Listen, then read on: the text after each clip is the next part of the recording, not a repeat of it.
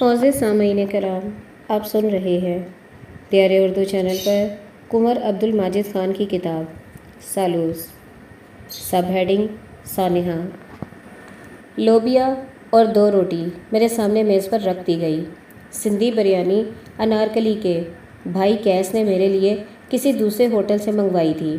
ایک لقمہ لیا تھا، کھانے سے معلوم پڑ گیا مرچیں بہت تیز ہیں، اوپر سے سبز مرچ کاٹ کے ڈالی گئی تھیں۔ مرچوں کا اثر معدے پر ہونے لگا، چنانچہ سبز مرچ علیحدہ کر کے کھانے لگا۔ ذائقے دار لوبیا لگ رہا تھا۔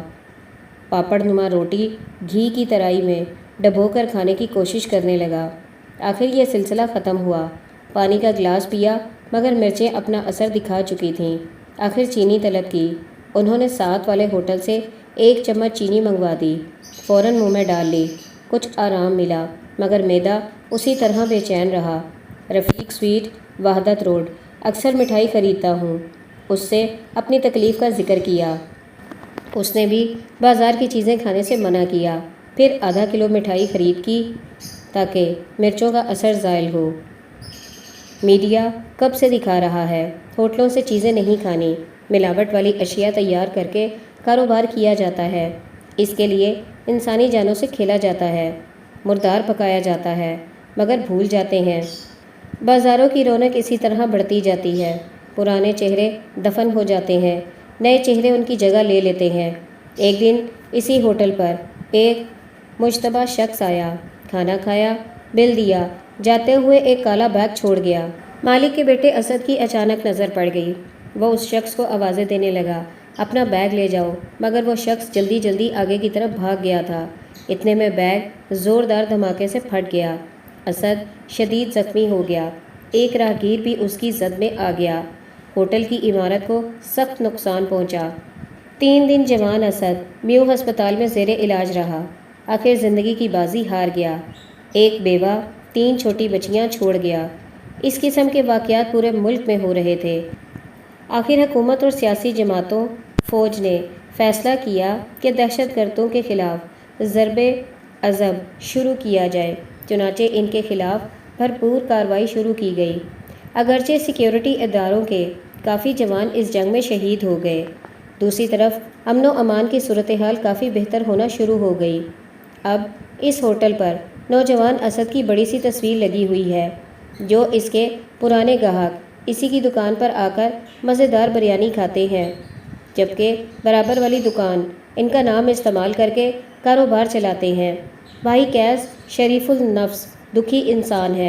انہیں پیدا کرنے والے پر یقین ہے، وہ سب کو رزق دیتا ہے، اس لیے وہ کسی جھگڑے میں پڑنا نہیں چاہتے، بس یادوں کے سہارے زندگی بسر کر رہے ہیں۔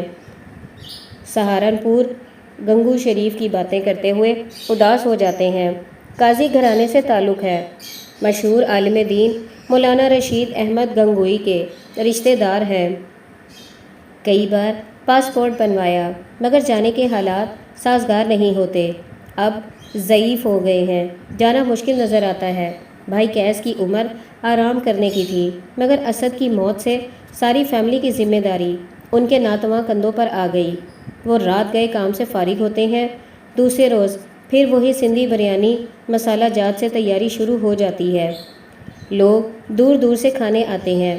وٹامن سے بھرپور چکن بریانی اور کباب بریانی کم پیسوں میں پلیٹ مل جاتی ہے، جس سے غریب آدمی کا پیٹ بھر جاتا ہے۔ سب ہیڈنگ ہمارا نوٹ۔ جوس ہوگا؟ ایک موٹے سے لڑکے نے پوچھا۔ صدیق نے صرف جی کہا اور فریج میں سے ایک جوس کا پیکٹ اس کے حوالے کیا۔ لڑکے نے جیب سے 2 نوٹ 10-10 کے تڑے مڑے فریج پر رکھ دیے۔ صدیق نے ان نوٹوں کو سیدھا کرنا شروع کیا، پھر انہیں دیگر سیدھے نوٹوں کے ساتھ رکھ کر گتے کے کور میں رکھ کر ربڑ بینڈ چڑھا دیا۔ اسے بہت برا لگتا تھا جب نوٹ کو بتی کی طرح بنا کر گاہک پیش کرتا، پھر وہ کھولنے لگتا، کبھی کبھی نوٹ پان کے داغ سے بھرا ہوتا۔ اسی طرح قائد اعظم کے چہرے پر مونچھیں بنی ہوتیں۔ وہ پریشان ہو جاتا، پھر بولنا شروع ہو جاتا، یہ جرم ہے۔ گاہک اصرار کرتا، کوئی بات نہیں، چل جائے گا، آپ لے لیں اور ہمیں اشیاء دے دیں، ہم آپ کے مستقل گاہک ہیں، اگر آپ یہ نوٹ نہیں لیں گے تو ہم آپ سے ناراض ہو جائیں گے، پھر آپ کی دکان میں نہیں آئیں گے۔ لیکن وہ اس قسم کا نوٹ واپس کر دیتا، البتہ پھٹے ہوئے نوٹ لے لیتا۔ اس کام کے لیے اس نے چرخی خریدی تھی جس میں ٹیپ رکھی گئی تھی۔ وہ گھومتی تھی اور ٹیپ کا سرا پکڑنے میں آسانی ہو جاتی تھی۔ جتنی ضرورت ہوتی توڑ لیتا اور پھٹا ہوا نوٹ جوڑ لیتا۔ اس طرح گاہک بھی خوش ہو جاتا۔ ہمارے ہمسایہ ملک میں نوٹ کے ساتھ برا سلوک کرنے کا سوچ بھی نہیں سکتے۔ وہ بہت حفاظت سے رکھتے ہیں۔ انہیں معلوم ہے بازار میں کٹا پٹا نوٹ نہیں چلے گا۔ وہ اس طرح جیب سے اور پرس سے نکالتے ہیں جیسے ابھی بینک سے جاری ہوا ہو۔ دوسری طرف ہماری حکومت نوٹوں کے استعمال سے بچنے کے لیے اسکیمیں نکالتی رہتی ہے۔ لوگ شادی کے ہار بناتے تھے، 1 سے 5 روپے کا نوٹ بند کر دیا گیا۔ اب زیادہ مالیت کے نوٹ ہار بنانے میں استعمال ہوتے ہیں، پھر اس کی جگہ سکے جاری کر دیے۔ 2001 میں تانبے کے سکے 1 روپے والے جاری ہوئے، جس کا فائدہ ناجائز اسلحہ بنانے والوں نے اٹھایا اور بوریوں کی بوریاں 1 روپیہ سکے والی جمع کر کے بھٹی میں ڈال دیں، اسلحے کی گولیاں تیار کر کے مہنگے داموں فروخت کرنے لگے۔ حکومت نے اس مسئلے کا حل یہ نکالا کہ یہ سکے بند کر دیے جائیں اور ہلکے قسم کی دھات سے تیار کیے جائیں، اور مجرموں کا کام اس طرح بند ہو جائے گا۔ پھر عوام کے ہاتھوں سے وہ خوبصورت سکے دیکھتے دیکھتے غائب ہو گئے۔ اب بچوں کی جیبیں، فقیروں کا کاسہ، دکانداروں کی درازیں ان سکوں سے بھری رہتی ہیں، لیکن پھر بھی کاروباری آدمی کو فقیروں کے کاسے سے سکے مل جاتے ہیں۔ بدلے میں وہ 100، 500 کا نوٹ تھما دیتا ہے۔ صدیق کی دکان میں بچوں کی اشیاء رکھی تھیں، جس میں کھلونے اور کھانے پینے کی چیزیں بھی شامل ہوتی تھیں۔ سارے دن بچے آتے رہتے، نوٹ اور سکے دے کر چیزیں خرید لیتے۔ صدیق کے میز کی دراز سکوں سے اور نوٹوں سے بھرتی جاتی۔ فارغ وقت میں وہ سکوں کو گن کر ایک پلیٹ میں رکھ لیتا، اس پر ایک چٹ لگا کر مالیت لکھ کر سٹیپل کر دیتا۔ اس طرح سکوں کے باہر نکلنے کا راستہ بند ہو جاتا۔ یہ پیکٹ 100 سے لے کر 400 تک بنتا، پھر کسی طلبکار کو دے دیتا۔ سب سے پہلے 7 تندور والا لے جاتا، یا کبھی وہ اردو بازار کھیلوں کا سامان لینے ریاض سپورٹ جاتا۔ وہاں احسن ریاض کو بڑا پیکٹ 400 والا تھما دیتا۔ وہ مسکراتے ہوئے وصول کرتے اور بڑی آؤ بھگت کرتے۔ گرمیوں میں ٹھنڈے مشروب پلاتے، سردیوں میں چائے یا قہوہ، کبھی کبھی ناشتہ بھی مل جاتا۔ خریداروں کا رش رہتا، مانگنے والے بھی خالی نہیں جاتے۔ جمعرات مقرر نہیں تھی، ہر روز یہ سلسلہ شام تک چلتا رہتا۔ لوگوں کی بیماری اور دیگر پریشانی کا سن کر ریاض صاحب خود بھی پریشان ہو جاتے اور اپنی سمجھ کے مطابق علاج بتاتے۔ شیب بڑی رہتی، سر پر چیک والا رومال لپیٹے رکھتے۔ دکان میں کئی ٹیلی فون لگوائے ہوئے تھے۔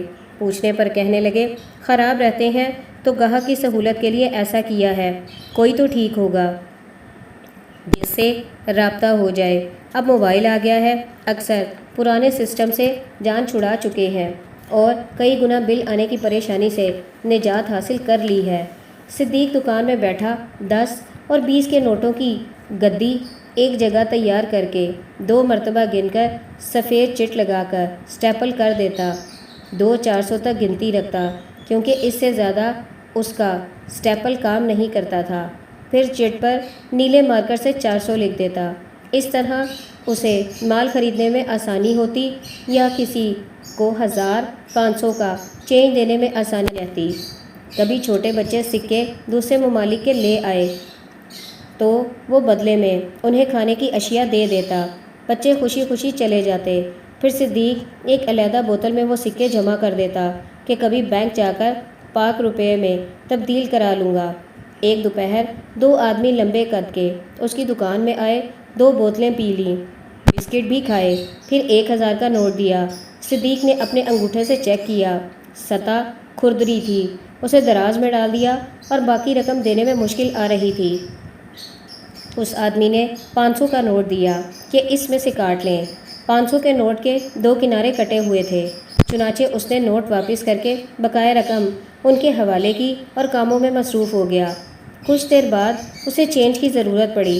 ساتھ والی شیخ صاحب کی دکان پر وہ 1000 کا نوٹ لے کر پہنچا۔ شیخ صاحب نے اپنے ہاتھوں میں نوٹ پکڑا پھر آنکھوں سے دیکھا، کہنے لگے یہ نوٹ جعلی ہے، آپ کو پتہ نہیں چلا؟ صدیق نے پھر نوٹ کو دیکھا، اسے سمجھ آ گئی، لوٹ گئے، دھوکہ کھا گئے۔ چلو ہم نے کسی کو دھوکہ نہیں دیا، دھوکہ کھایا ہے۔ وہ فراڈ کرنے والا فرد قابل نکلا۔ ہمیں دنیا سے بہت کچھ سیکھنا ہے۔ چنانچہ اس نے وہ نوٹ اب بھی حفاظت سے رکھ لیا تھا تاکہ وہ یاد دلاتا رہے، ہوشیار رہنا، اب دھوکہ نہ کھانا۔ اب پھر سے نوٹ صحیح کرنے میں لگ گیا کیونکہ اسے ترتیب پسند تھی، اس سے زندگی بسر کرنے میں آسانی پیدا ہو جاتی ہے۔ سب ہیڈنگ گھوڑی۔ پاکستان بننے سے چند سال پہلے کی بات ہے۔ امرتسر کے ایک قصبہ شریف پورہ زرعی علاقہ تھا، آبادی زیادہ نہیں تھی۔ مسلمان، سکھ، ہندو اور دیگر مذاہب سے تعلق رکھنے والے سب مل جل کر رہتے تھے اور کوئی کام ایسا نہیں کرتے تھے جس سے بدنامی ہو اور کسی کو منہ دکھانے کے قابل نہ رہیں۔ عبادت گاہیں بھری رہتی تھیں، ملاوٹ کا تصور بھی نہیں تھا۔ چوری، ڈاکہ، قتل کے واقعات کبھی سننے میں آتے تھے اور مجرم سزا بھی پاتے تھے۔ اس گاؤں کے لوگ زیادہ تر کھیتی باڑی کر کے گزارا کرتے تھے۔ زمین بڑی نرم اور زرخیز تھی، فصلیں بڑی عمدہ ہوتی تھیں جسے وہ دوسرے شہروں بیچ کر تجارت کرتے تھے، جس سے قصبے میں خوشحالی نظر آتی تھی۔ ایک دوسرے کی عزت و احترام کرتے تھے، دکھ اور خوشی میں شریک ہوتے تھے۔